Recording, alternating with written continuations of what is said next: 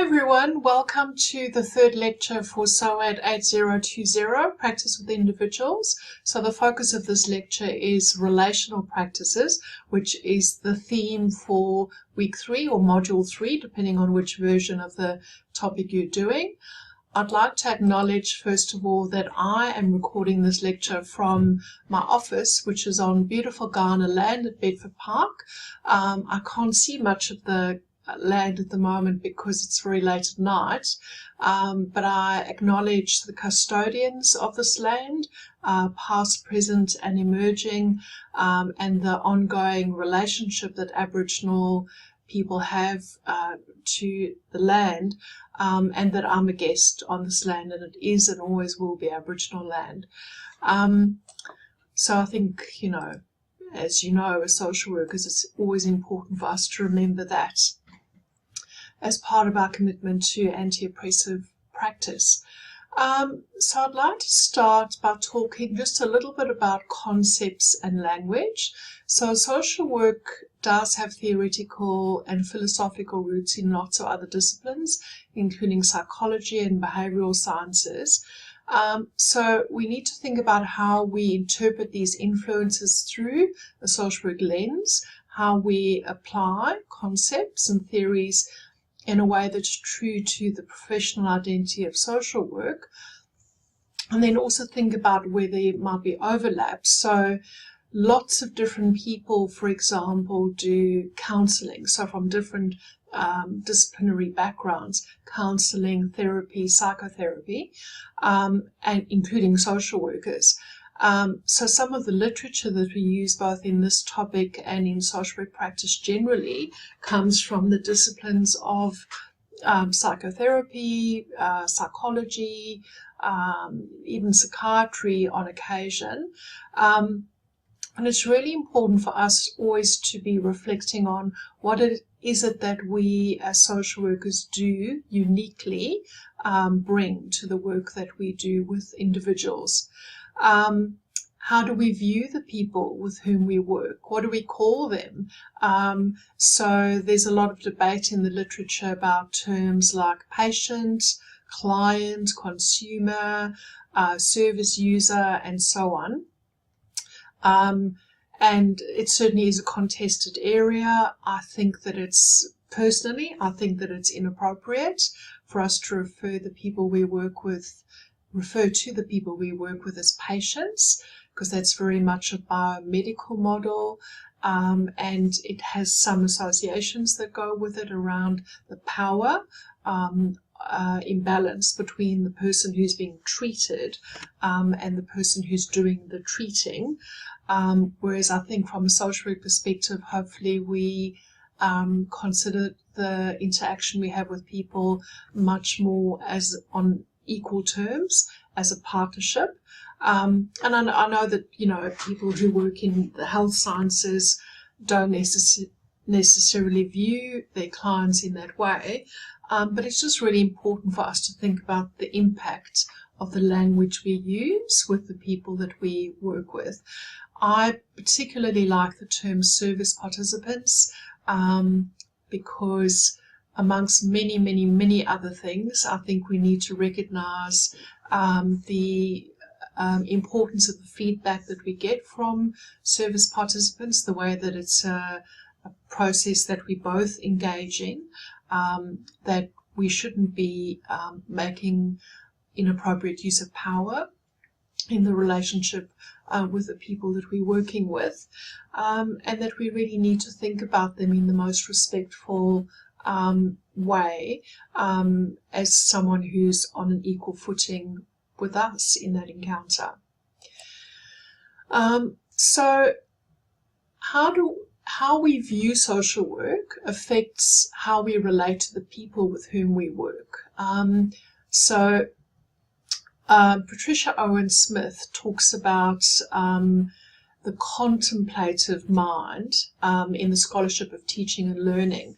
She talks first of all about the traditional ideas around experiential learning, or what she calls second person inquiry, where if we think about that from a client's perspective, we have an experience of our client. So we experience our experiences of the client. Whereas a contemplative or first-person inquiry is where we make sense with our client. So we're sitting alongside our client, trying to make sense of things with them rather than trying to make sense of them, kind of almost looking at them in a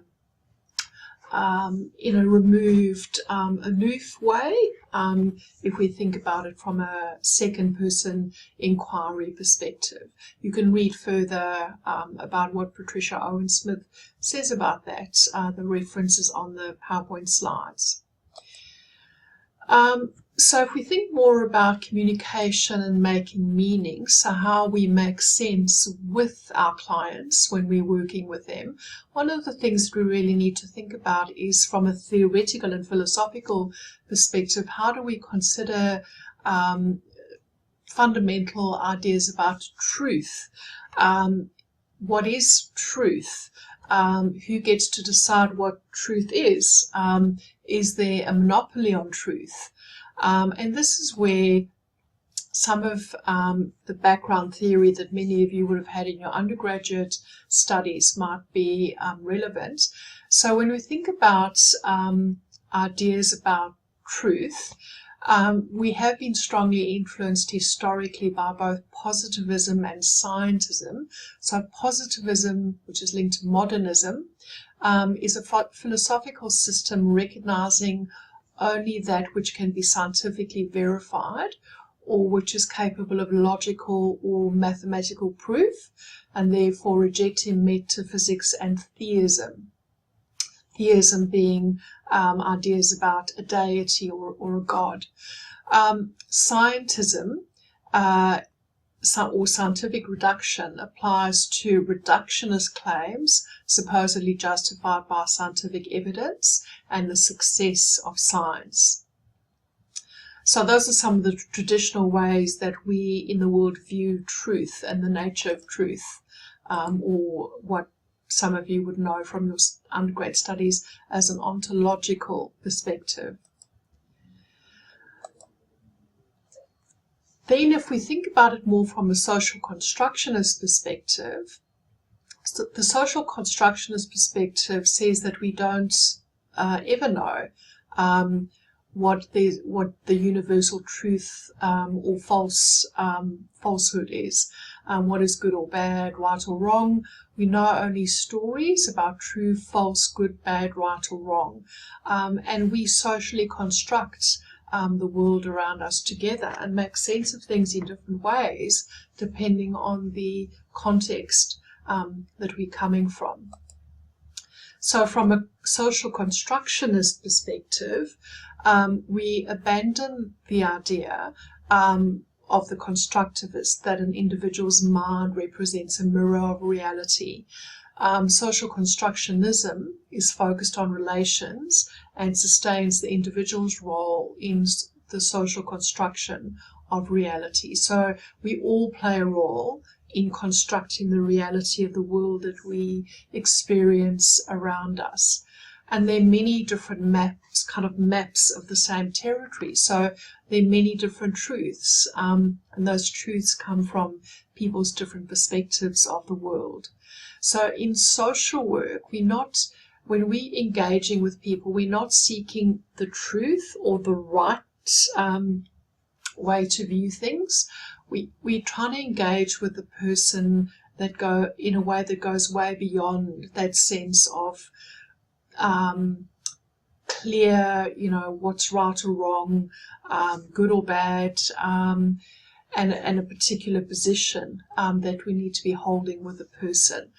We try to suspend some of those perspectives that we might bring from the world regarding, what is true, what's right, and so on. So it's important to think from a social work perspective that there are multiple ways of knowing things. There are multiple truths.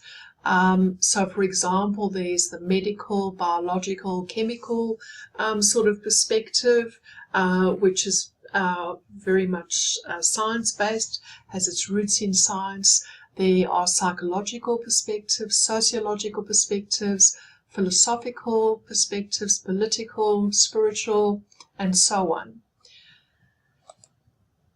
And if we think about the example of depression, someone who is experiencing depression, what sense or meaning do we make of the idea of depression? Because, again, importantly, we need to remember that something like depression is a constructed idea. It's been constructed over time. It's developed in a particular context.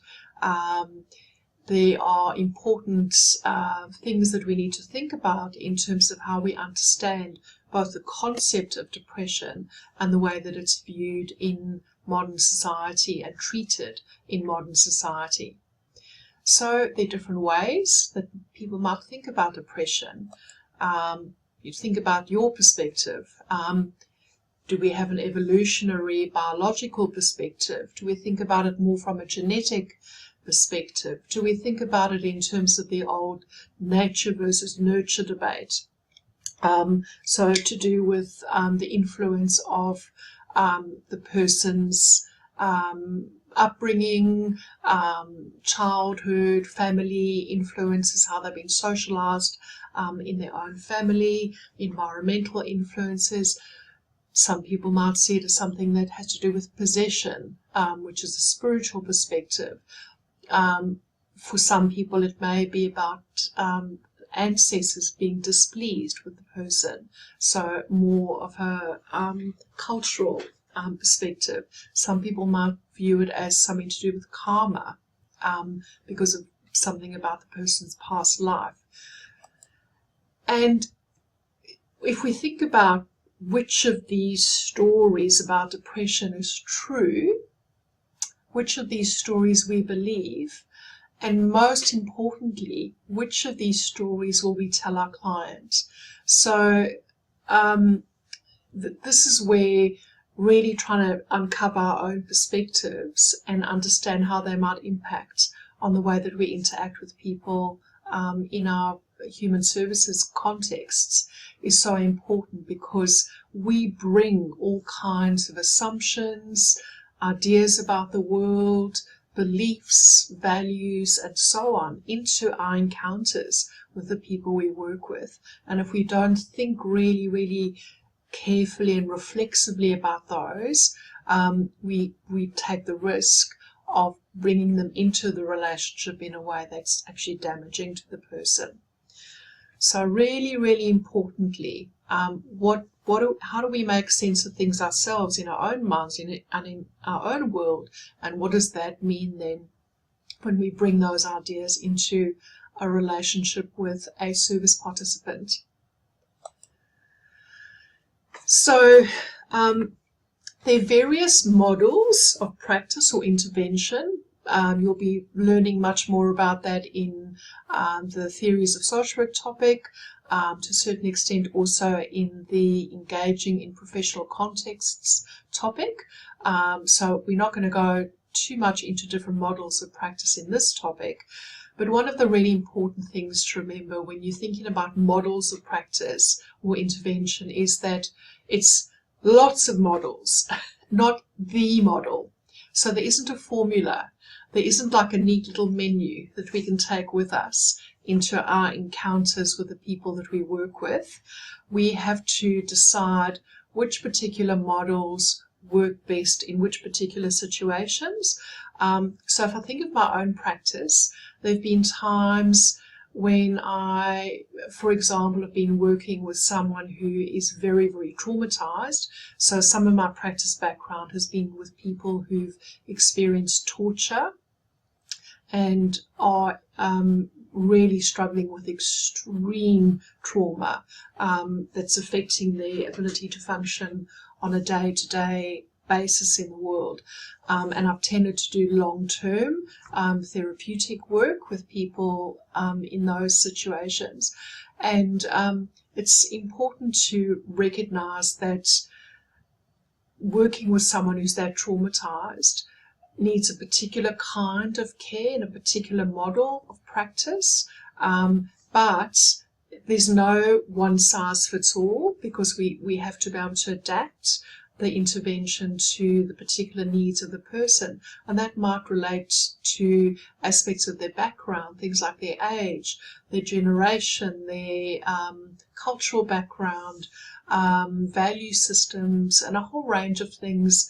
So the model that I would choose in my practice with someone that I was working with would always depend on what they were bringing into the situation, and there was never a kind of one-size-fits-all model that I would use with every person that I worked with.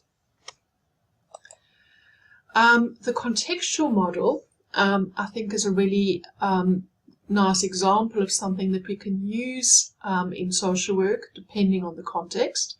The basic premise of the model is that the benefits of psychotherapy accrue through social processes, and that the relationship, broadly defined, is the bedrock of psychotherapy's effectiveness. And we're going to talk more about the relationship and relational practices as part of this lecture. And you'll see the reference there at the bottom of the lecture slides. So the contextual model talks about a socially situated healing practice. So it uses the term patient, which I really don't like, but that's just because it comes from a psychological perspective. But the contextual model talks about that interaction between the social worker, or I don't like to use the word therapist, but anyway, that's the word that they use in the model. But the interaction between them and the client looks at things like trust, understanding, the expertise that the person brings into the relationship, and really focuses on the importance of the real relationship between the client and the worker, the sense of belonging that the client has, the social connection that is formed in that encounter.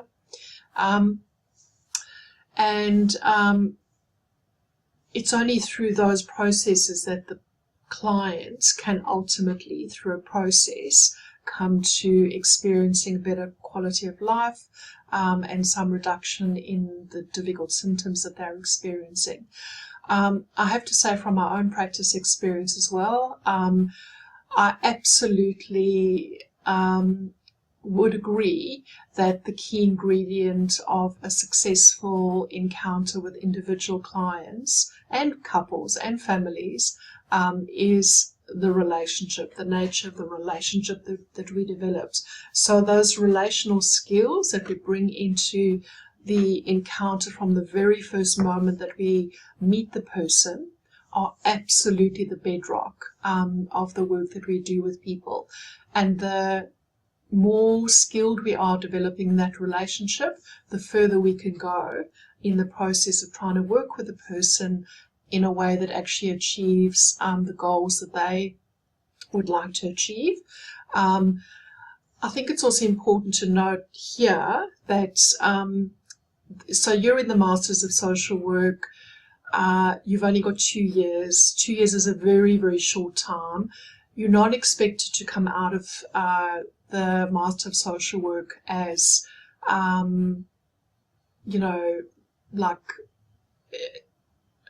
real expert psychotherapists. I wouldn't use that term anyway. But if you're going to do really, really intensive work with people, I think it takes years and years of post-qualifying practice and supervision before you can get to that point. And that's certainly what I've had in my own practice. I was been really lucky over the years to have excellent supervision.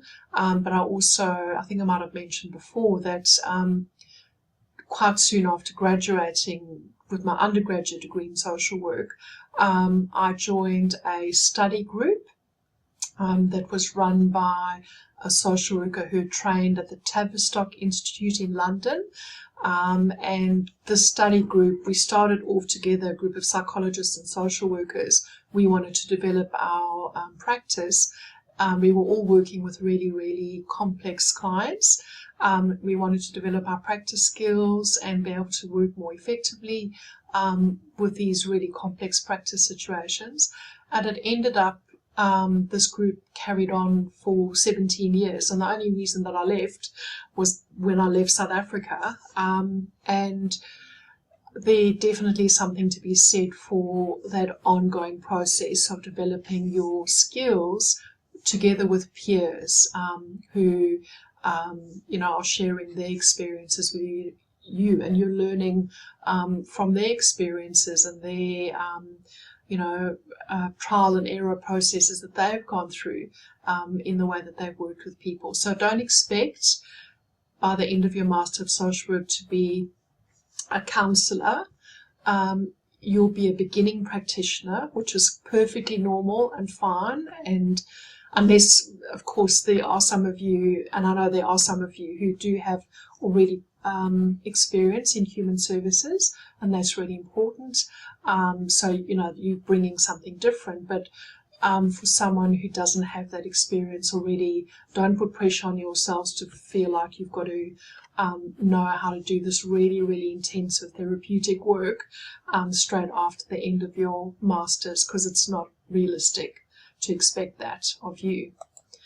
So the contextual model also talks about the precondition of the working relationship with your client as being the initial therapeutic bond.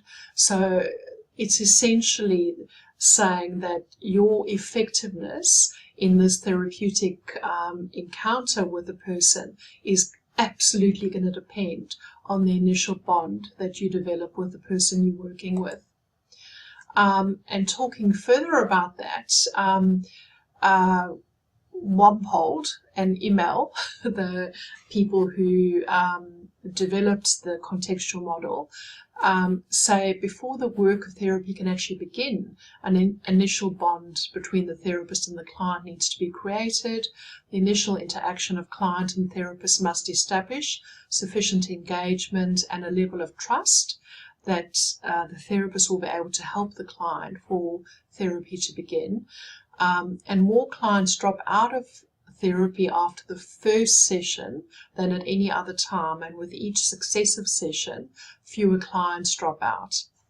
So that's really important.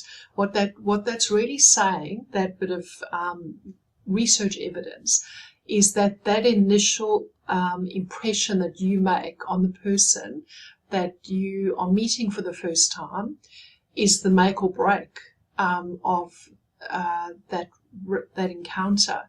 If you don't make a good impression, you've basically stuffed it up and they're not going to come back. And I don't want to put that on you, just saying that we really have to put a lot of energy and thought and effort into that initial encounter that we have with the person, because that is strongly going to influence whether we're going to be able to continue working with them or not. Also just want to add here, very, very important point, that some of you who have practice experience may be able to talk about this in your tutorials. When we're working with clients who are in a service that they don't want to be in, so-called involuntary clients, I hate that term because I think it's far more complex than that. But, if we take, on the surface, the idea that there are some clients in some human services who are there not because they want to be there, but they're forced to be there. We need to think a little bit differently about how we develop that initial therapeutic bond with the person. One of the things that I found when I worked in the drug and alcohol field, which was for a very long time and I absolutely loved, we had a lot of involuntary clients who were there because the court had ordered them to be there because of drug-related crimes or driving under the influence crimes that when they'd been repeat offenders. So these were people who really didn't want to be there. They really, some of them really didn't want to be there. And so, there was a level of anger and frustration right at the outset about even having to set foot in the in the service to start with. And one of the things that I have to say I found incredibly rewarding in the time that I practiced in the drug and alcohol field in particular was the opportunity to work with people who would come in sometimes literally kicking and screaming and yelling and swearing, to, then you put that work into developing that connection with them, and then you get a breakthrough, and that usually happens over a long period of time, and then you get to the point where you can start working effectively with them. And one of the really important things that I've discovered through the research is that there's a bit of a misconception that so-called involuntary clients are less successful in human services than people who are coming in voluntarily for a service. But the research doesn't actually support that. And particularly in the drug and alcohol field, involuntary clients have just about the same success rates as so-called voluntary clients. So even when someone is really not happy to be there, we can use our skills, our relational skills, to form a connection. And I think one of the really important things with someone who's frustrated and angry about being there is just really acknowledging and validating their experience. We don't have to try and convince them not to be angry. We don't have to take it personally if they yell and swear at us. They have very good reason to be yelling and swearing at us. They don't want to be there. They have legitimate reasons not to want to be there. But we can actually get past that if we engage our relationship building skills and really try and understand the perspective that the person's coming from when they're coming to the service. Whoops. Okay, so speaking of which, there has been a fair amount of research about what works in counseling, therapy, and so on, work with individual clients. So there's some research that talks about the practitioner effects. So who provides the therapy is really important. Some practitioners are more effective than others. I certainly saw that when I was managing a drug and alcohol service in South Africa, and we had statistics that we had to collect every month on the kind of success rates of the different psychologists and social workers who were working in the service. And it was quite interesting to see which workers had the highest return rates of clients and which workers had clients staying in the service for the longer periods and maintaining staying clean, if they were drug users and so on. Very, very interesting to look at how strong the connection was between those people who had really good success rates with their clients and the nature of their relationship building skills, which were very, very clearly linked to their effectiveness. So better therapists form better therapeutic relationships with a broader range of clients. It's also an important point. We need to keep building our skills to be able to work with the broadest variety of clients. We can't be saying, like, for example, we're only willing to work with adults and only women and only people from a certain cultural background. We need to be able to suck it up, whatever, is the nature of the client who's presenting in front of us, and find ways of connecting with them, even if they are very, very, very different from ourselves, and also taking us way out of our comfort zones. Because that's one of the lovely things about the work that we do. We can keep developing our skills and becoming more and more effective in working with the people who we initially found more challenging to work with. It's also been found that 97% of the difference in outcome between therapists is accounted for by the differences in forming therapeutic relationships. So again, it's a deal breaker.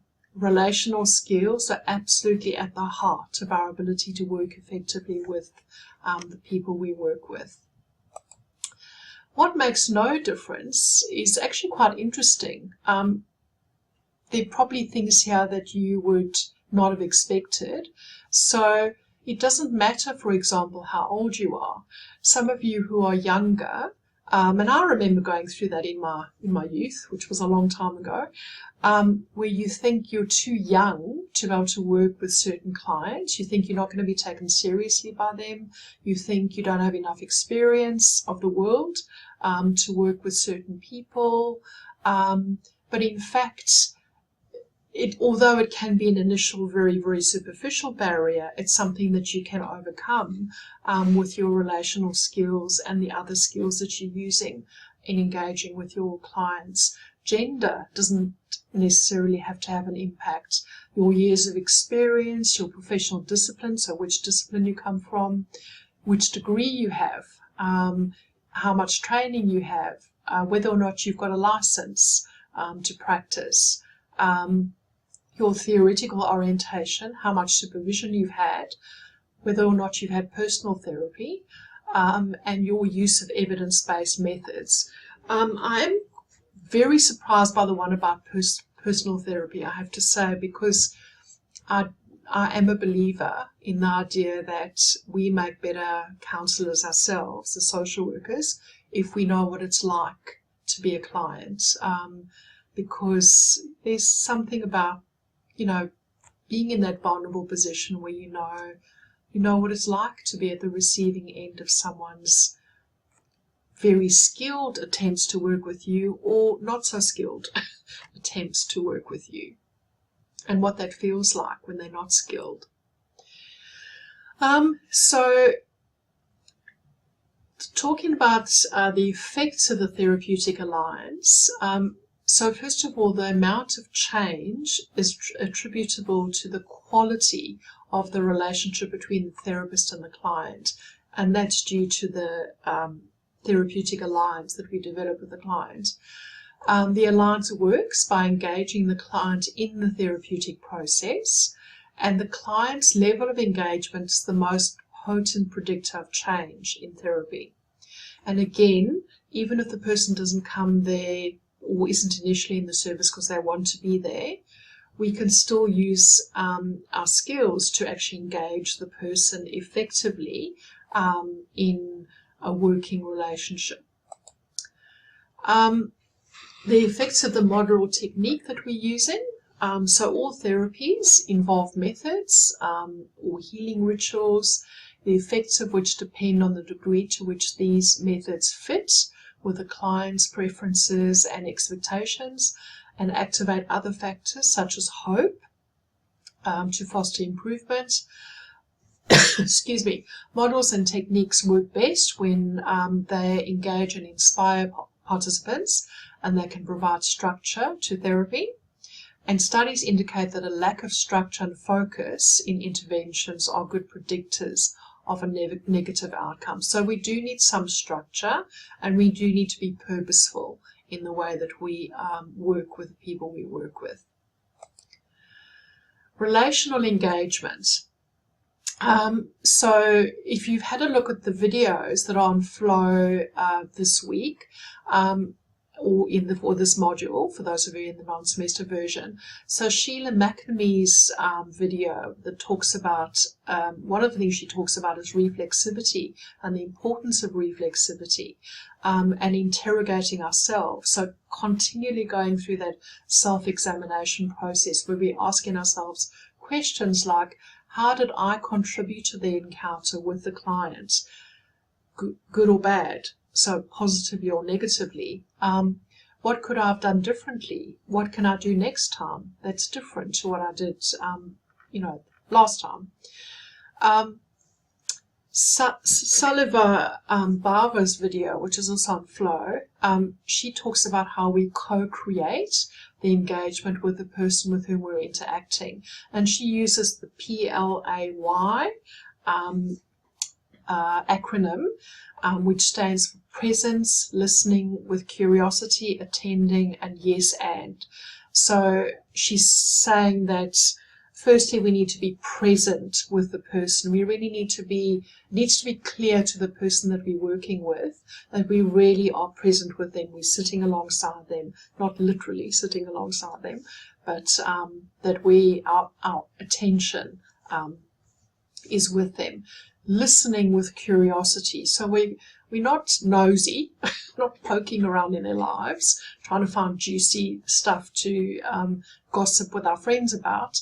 But we are wanting to, we have a sense of curiosity about how they see the world, what's important to them, what their dreams are, what their goals are, what are their strengths, how do they make sense of the world, and so on.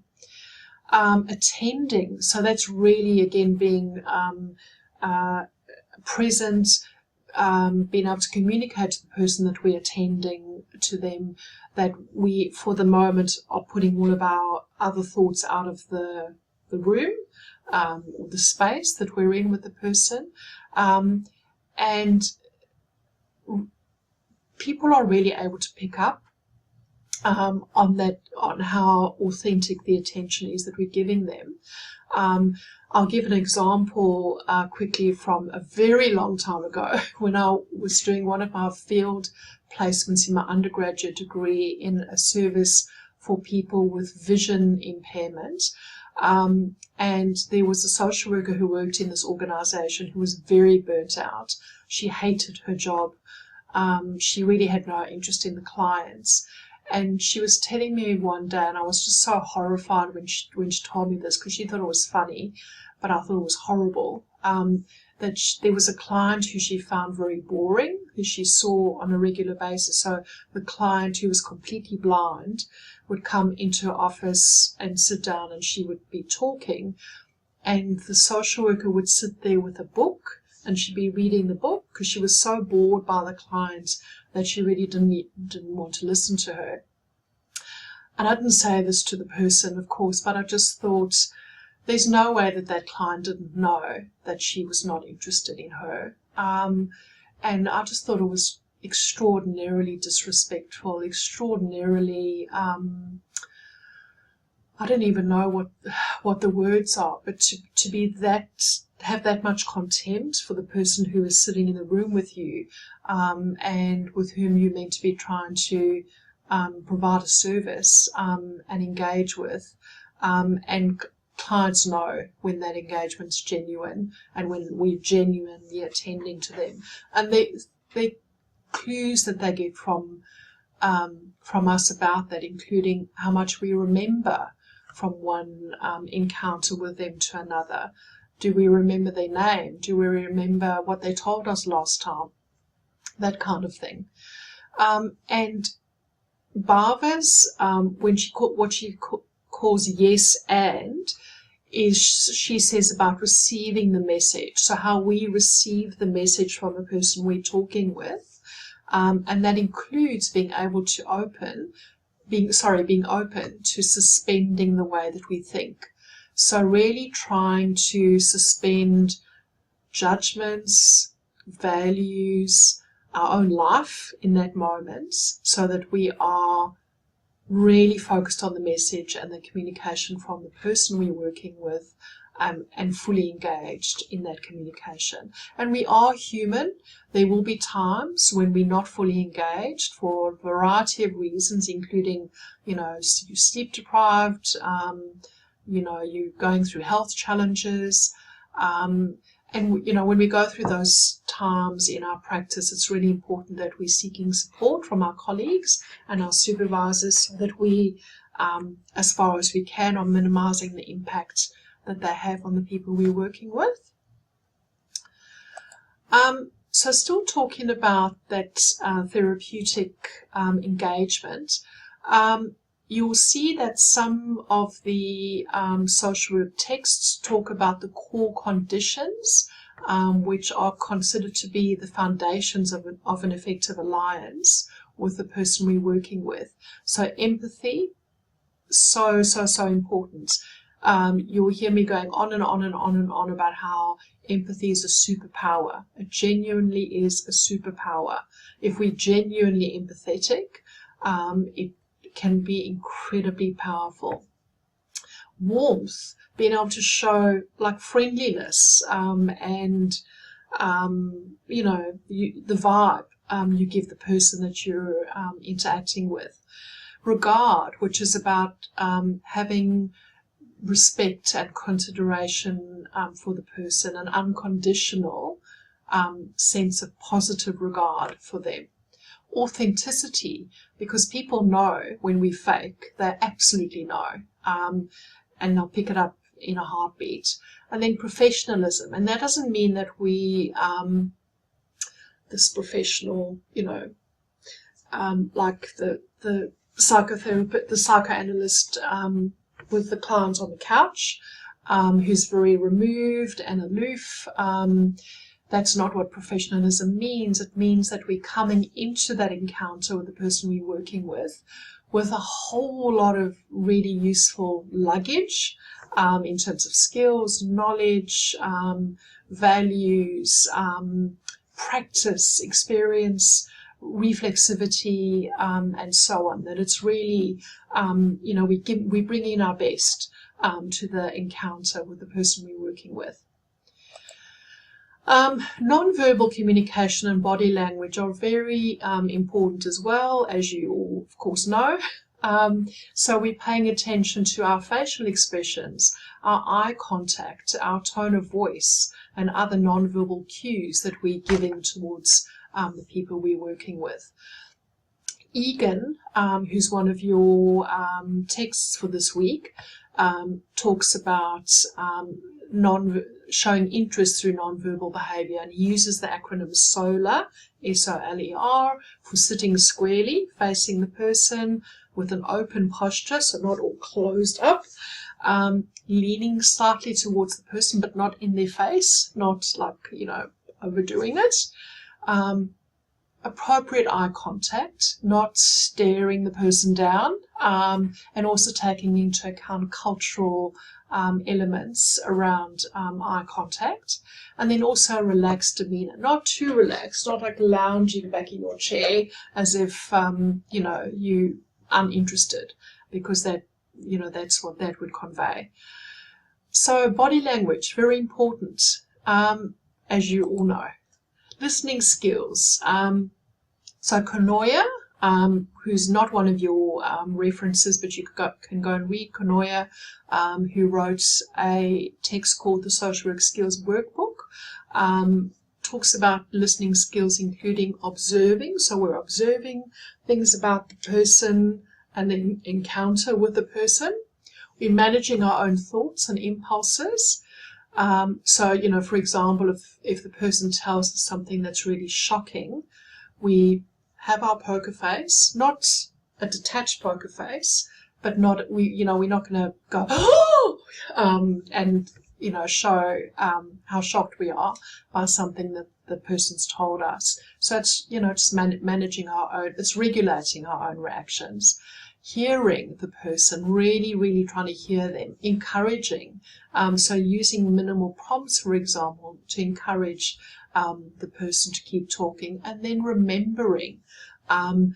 Because if we forget the person from one encounter to the next and forget what they've told us, it's definitely not a good look in terms of our engagement with them. Empathy, again, the superpower in social work practice. So empathy is really about showing understanding, being able to put ourselves in another person's frame of reference, tuning into their feelings, so the emotions. So I'm not going to go through these examples, but I would encourage you in your everyday lives, just everywhere around you, to think about how you're tuning in to how other people might be experiencing the world. and what people might be feeling. So, you know, if you see a poem or a song or a movie or a piece of art, think about the emotions that are evoked in that. Think about some of the characters that you're seeing. What are some of the feelings that they might be experiencing? The example that I've given here that's in the image is a painting by an Aboriginal artist called Siren Gordon. And the painting is called Treadmill, and you probably can't see it very well because of the webcam. But it talks about that cycle, that vicious cycle between poverty and prison. And Siren Gordon was partly influenced in much of their work by being concerned about the high rates of incarceration of Indigenous people in Australia and the high rates of death in custody. And of course, we know from the research that there's a very significant link between poverty and intergenerational trauma and that high rates of incarceration experienced by Aboriginal people in Australia. So really, you know, just trying to think whatever situation we're in as much as we can with our empathy lens, trying to tune into what people might be experiencing. And then just briefly, I'm going to wrap up with talking about interviewing skills. So you've been practicing some of this. It's important when we're talking about interviewing skills to remember that this doesn't necessarily happen in an office, in a human service agency between one social worker and one client. These interviewing skills are relevant in, for example, you're in the corridor of a school where you're on placement and a child comes up to you and they have a conversation with you and you're using some of these interviewing skills. When you are doing data collection for a research project, you're using these interviewing skills. When you are putting together people for a group, a therapeutic group, you have to have individual contact with the members before you start the group. And many of these interviewing skills you're going to be using as you do the preparation and recruit people into your group.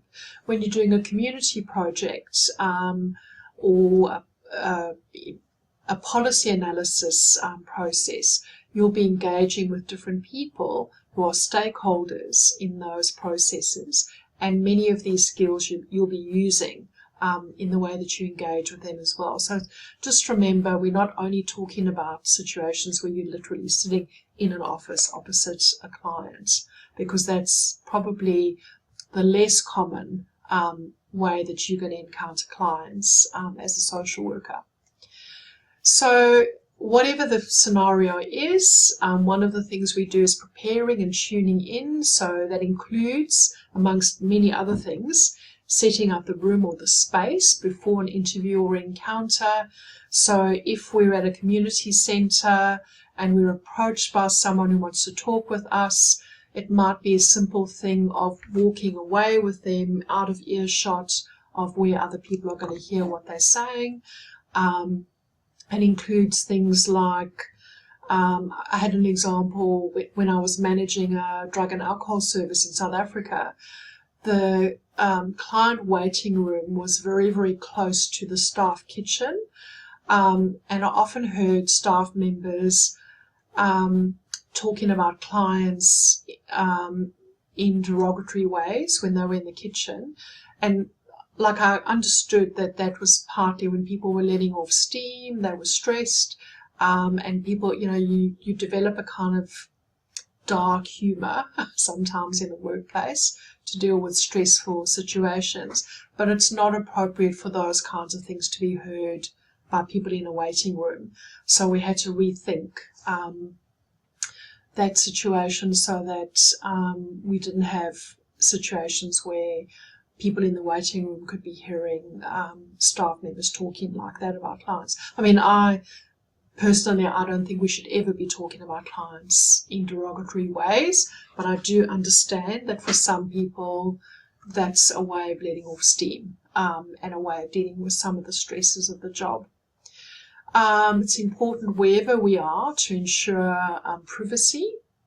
I'll never forget myself being at hospital once, in an emergency department, and a doctor with a very loud voice was talking to me, and there were patients on either side of me.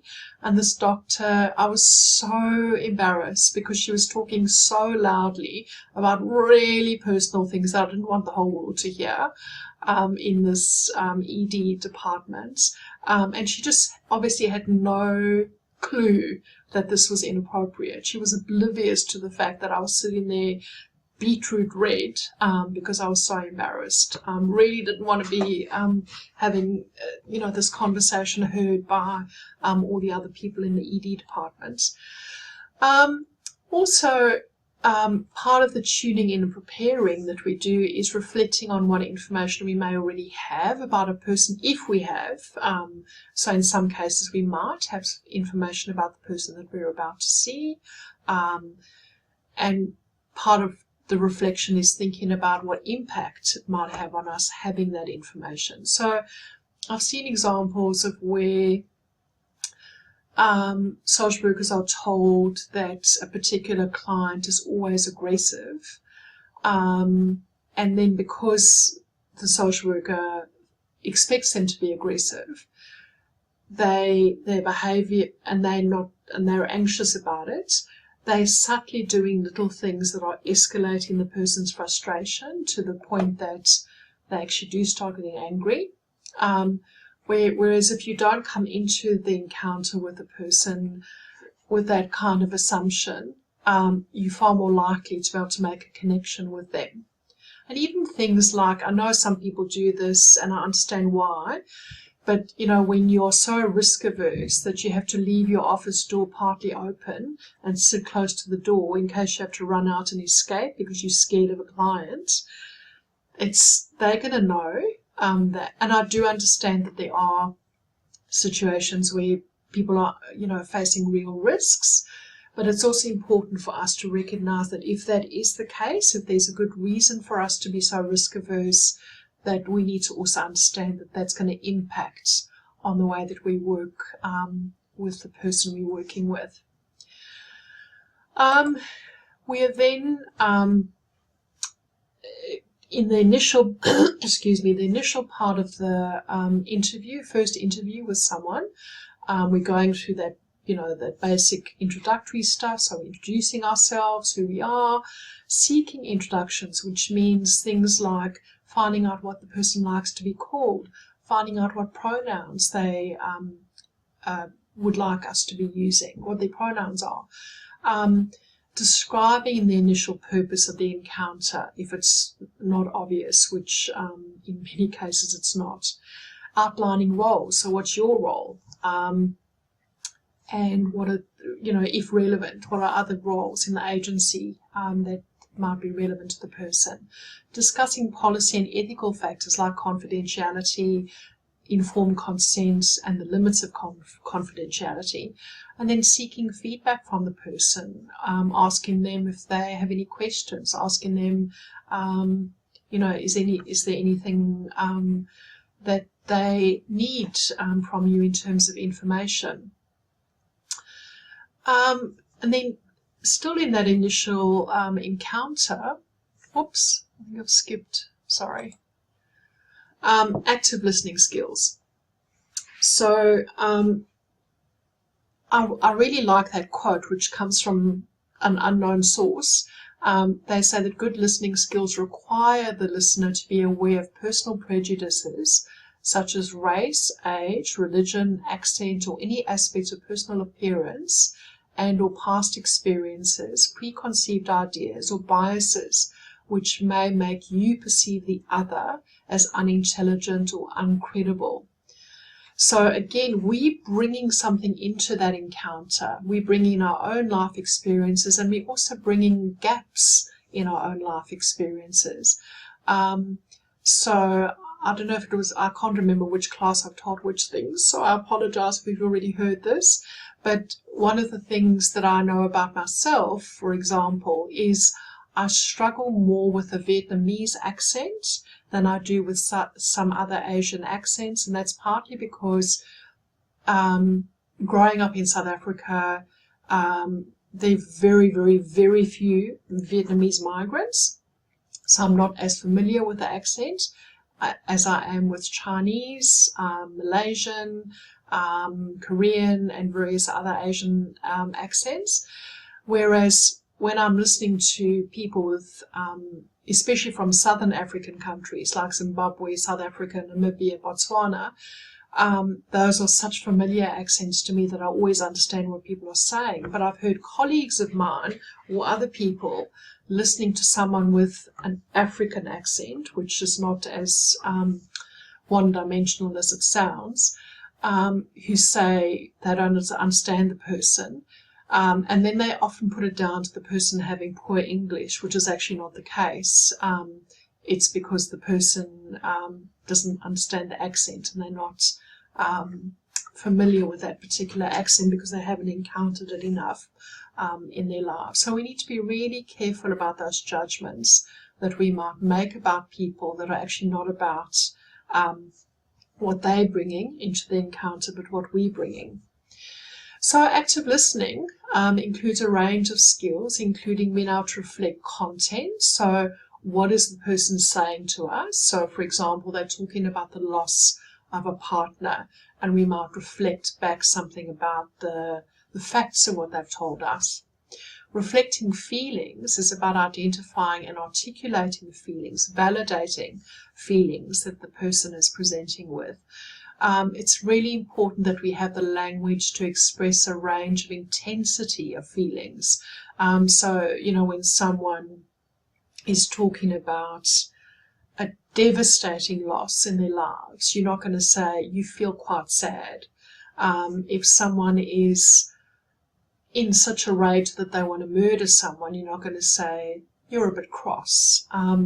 Your language needs to mirror the experience that the client has. So we need to find vocabulary to be able to describe and label and identify the experience that people are having emotionally. Reflecting meaning is about what the situation means for the person. So, for example, someone who has lost a partner, when you're reflecting on meaning, that might include the dreams that they've lost about the future together with this person, the sense that those dreams have been destroyed and they might feel hopeless about the future because they don't know, how to kind of realign their dreams to a life that they now have to imagine without their partner. Exploring skills are different skills that we use to help clients to tell their stories. So very, very importantly, and you'll hear us nagging you about this incessantly, we are not there to tell people what to do. We're not there within 5 minutes to be trying to problem solve, fix the problem, because if those things were helpful, people wouldn't need to come to social workers, because that's what our friends do with us, don't they? Our friends tell us what to do, they give us advice, they judge, they, it's all of those things that are part of our sort of daily social encounters. And we as social workers need to be going beyond that and doing something that's purposeful and helpful. And one of the things that's not helpful is trying to tell people what to do, give them solutions, give them advice, and so on. So part of helping them to tell their stories is suspending all of that. So we're really, really, really getting into the depth of the story, which takes it beyond that superficial encounter. So we can ask questions, we can use probes, we can seek clarification, we can partialize, which is when someone's presenting with a whole lot of stuff that's really overwhelming, like lots and lots of different things. And partializing means breaking it down so that you then choosing which is the most urgent thing so that you can focus on that to start with. Summarizing, sometimes also when someone's really overwhelmed and there's a lot going on, it's helpful just to stop and kind of give an overview or a summary of what they've told you, and then you can use that sort of summary to kind of think about, okay, where are we going to go next in this conversation. Also, going beyond what is said. Sometimes, we'll be picking up things that are not necessarily verbally articulated by someone.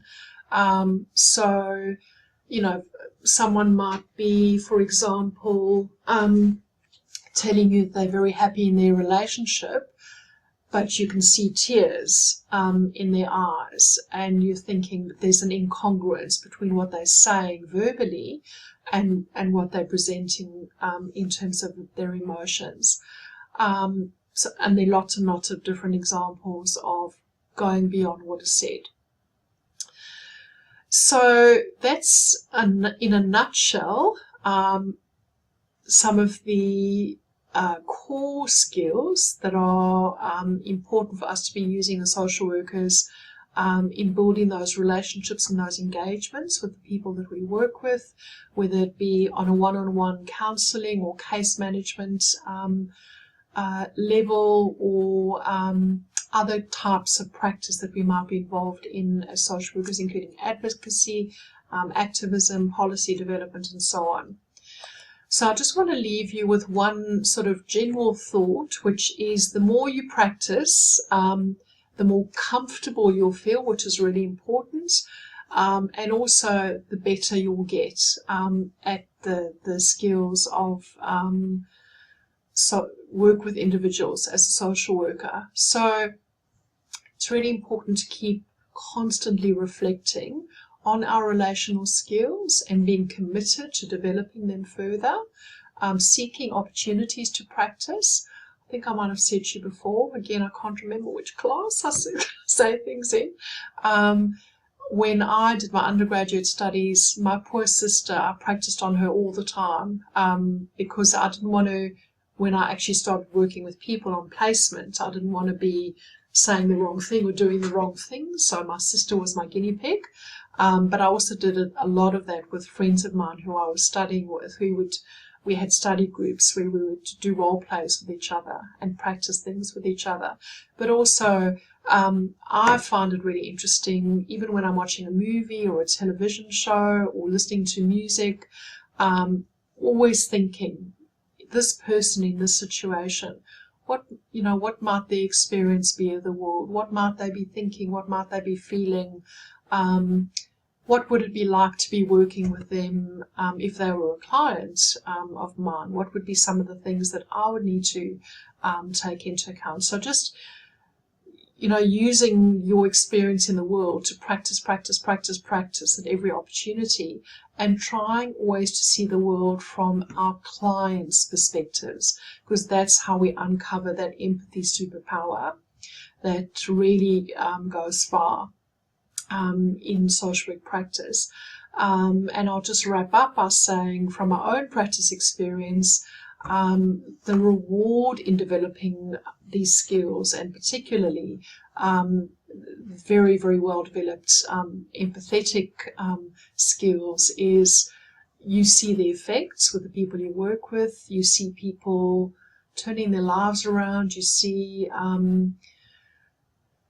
people managing to make extraordinary changes in their lives, and probably most importantly, when someone comes in initially and they're so distressed, which can be really hard for us as social workers, it's encouraging and rewarding to see people moving beyond that into a state where they're starting to feel some sense of peace, which is what we ultimately want for the people that we're working with, because that's what matters, that's what we owe them, and again, it's a superpower that we can keep developing if we really are committed to doing so. So thank you so much for your attention. I hope that made some sense.